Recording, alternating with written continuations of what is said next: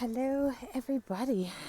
Back again. I was away for a couple days. The weather was not cooperating, and I don't mean in a way that it was just speckling rain and that I just didn't want to walk, but I mean in the way that it was like freaking hurricane winds and rain. And so I don't put myself through those things anymore that I don't need to. I don't want to go that way. I want to go this way.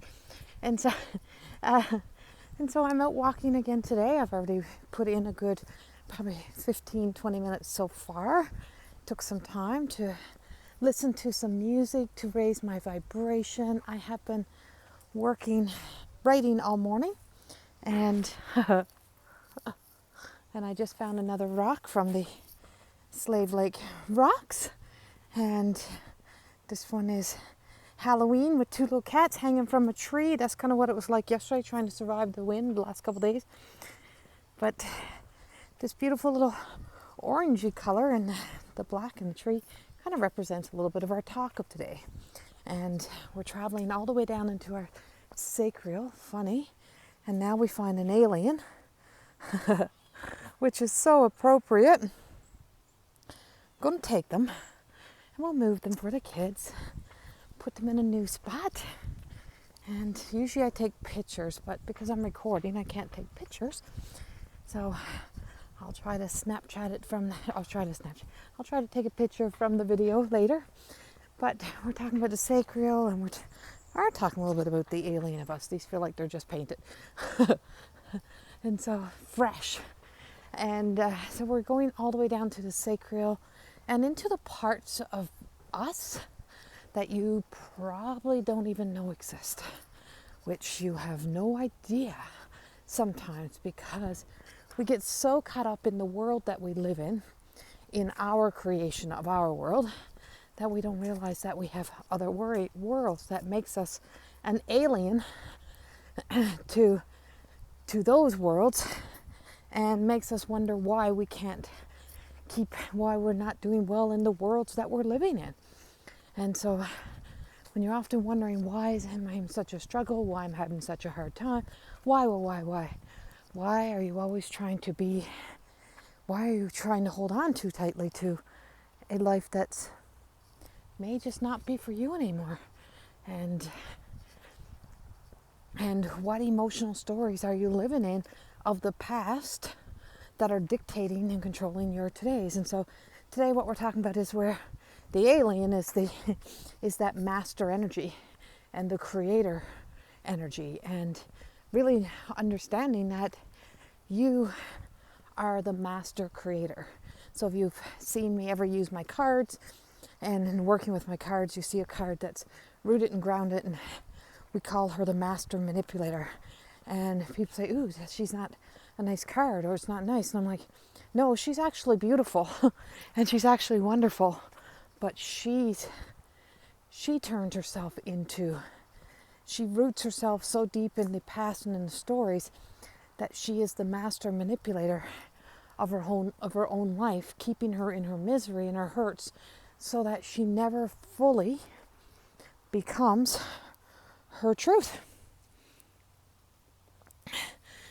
Leaving the rock, that she never really ever becomes her honest to goodness truth. So she's always like the Halloween rock, and like the alien, see, you can't make this shit up.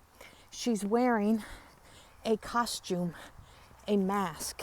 So the picture itself is the costume, and the illusion of our stories is the costumes, the persona, the identity, the roles that we play.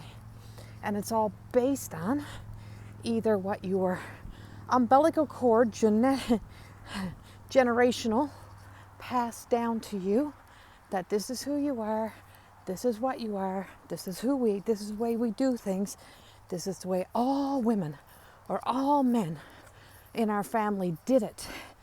This is the kind of people we are. We'll never be a different kind of people. And you believe that. And so you put on the garments and the wear, and you become that. Just like some of the cultural stuff that, some choose to wear it because that's what they want to do, and others wear it because you're forced to, and you don't get a choice. And that's what we start to believe about ourselves, is I don't have a choice. There is no other choice. Who's going to do this? Who will show up? Who will be the one to be there? Well, that takes you into martyr.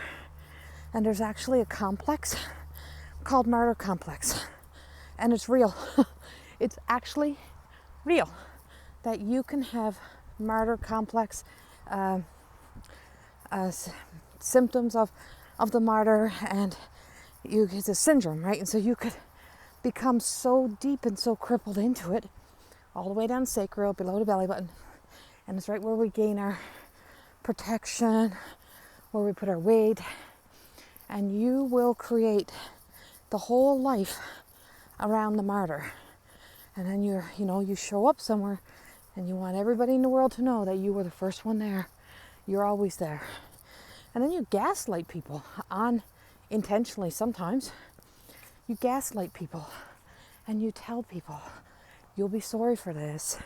It's like, oh, you should be doing this. You might regret this if you don't. I'm here. How come you're not here? You should be here. Well, people kind of just think, well, if you're always the one there and you want all the validation, the rewards for always being that one child or being that one person who's the first one there, always there, or that you're the most mature, you're the same thing as, saying you're the mother of your mother. Trust me, been there. Is that is fulfilling something within you, but it's also limiting you. And it's the desire, it's a trauma response, and it comes from a sense of a story, an emotional cord connection to something that ties all the way back to the past. And so it's one thing to be the person who is like the earth angel and just volunteers to volunteer, needs nothing, needs no validation, or to be the one who has volunteered so much or a part of so much and there for so many other people, that if you look at your life and where you are, that nothing in your life is matching up. And so when nothing is matching up and nothing is then aligning in your life, and you're realizing that, okay, what about me? Who's nurturing me? Who's caring for me? And if you're getting your nurturing from being responsible or telling yourself the story or telling everyone else that it's your job or you're the one who has to be there, then you're fooling yourself. And that may seem harsh to hear, but it's a big eye-opener and a big healing, a big body healing, because it releases the tension in the gut. It allows you to start being able to rebuild a trust with you and being able to nurture what is important and be in the places where it is a priority, but so can everyone else. And so you free up space and you open up space and you stop kicking people out of your world. Because believe it or not, you kick a lot of people out of your world and out of your life when you make sure everybody knows you're the hero. When you make sure everyone is validating that insecurity for you. And I speak a lot about this because I work with a lot of women and a lot of men, but a lot of women who really struggle with this. Why does nobody like me? Why is it when I show up everybody gets quiet, or everybody stops doing anything? Why is nobody else doing anything? Well, nobody else can do anything. Nobody else can be there. And you'll find a reason to drive everyone out of your life who you then put as a person that would be an obstacle or block, or if they don't need you. If they just want to be in your life, or they just want you in their life, and they just want to be your friend, or they just want to be your sister, your brother, your parent, whatever it may be. But your motives to manipulate the story because you're not getting those needs met are then having you isolating yourself, neglecting yourself, and having your world become full of artificial people or needy people, or people that are constantly in their victim story or their brokenness, and you're not And then your whole job, all of your relationships are based around what you can then do for others. There's no balance. And so the people that didn't need you, that just cared deeply for you, you've now kicked out of your life. And sadly, most people can't see that syndrome. And I know I've had a few friends of my own over the years that I've lost because of similar stories, and it's not always a real truth, right? So it's hard to sometimes for people to be able to see, for us to see the alien, for us to see the mask, the Halloween costumes, for us to see those roles that we're playing when we're knee deep in it, and we're knee deep in our trauma response, and we're so busy trying to convince people who we are so that nobody sees through, to see the hurt, to see the sadness, to see what it is you really need. What is it you really need? What is it you really want? And becoming very clear with that, and being very honest about it, and very specific, then raises the vibration. It lifts you up. It brings you back into alignment. Because when you're asking those, when you have clarity and you say, I want, well, you're kind of commanding your energy. You're kind of becoming the healthy master. And with that, you become the healthy creator of the world that you are wanting to exist within. And when that happens, that is where the power of the 11 comes in. So you start seeing the 1-1, the 1-1-1, the powers of the ones, and it's telling you, now you're ready. Now it's time to go. Now it's safe. Like, take off. It's okay to take off those masks. It's okay to peel it back. Because who we're meant to walk with, without having to create, an imaginary friend, even as an adult, is us. So when we create our angels and our Jesus energy and all of those things that we walk with, so much of it is truth, and so much of it is illusions. Because walking in your energy field, in your aura, in the existence of you, is the other parts of you, whether it be the shadows, the truth, or your higher self that you can't even see yet. It's there, and it's possible, and you can find it, and you can start feeling it. And when you start to feel it, this is when you often hear me say, when you can feel it in your body, what you're doing by feeling is having compassion. You're having compassion for you, for the fact that you ever thought you needed to do it, that you ever felt that responsible, or that much responsibility was laid on you as a child, that you were given that much responsibility for you to become an adult as a child, that it just became so ingrained in you that you thought that's who you really were. And for some reason, it worked for somebody else. They wanted you to think that. They wanted you to feel that. So you would be the babysitter. You would be the scapegoat. You would be the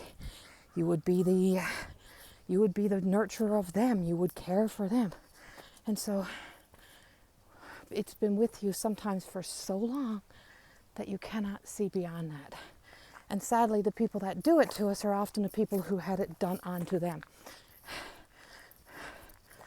Do unto others as you want done to you. And so if you don't want to be judging somebody else or criticizing somebody else because they're not, because they're not doing as much as you and they're not doing their part, you have to open up the space to let them in to do the part.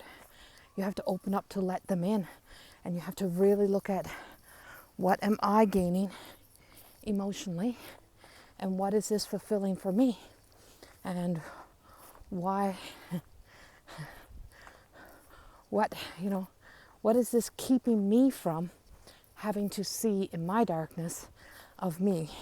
Because when you got the courage to travel all the way down into the depths of darkness, take responsibility for yourself, and to really look deep and say, I have the courage because I know my light is bright enough that I can reach in and find me, that you're going to find some great treasures about you that emotionally and spiritually did not mature at that point. And that's where expanding your emotional intelligence, the free class that I have right now, is so valuable, because you emotionally stopped growing certain parts of your brain, and your body held back, and your thought process, and in the places where you develop your personality, your identity, stunted, and you believed it to be your truth.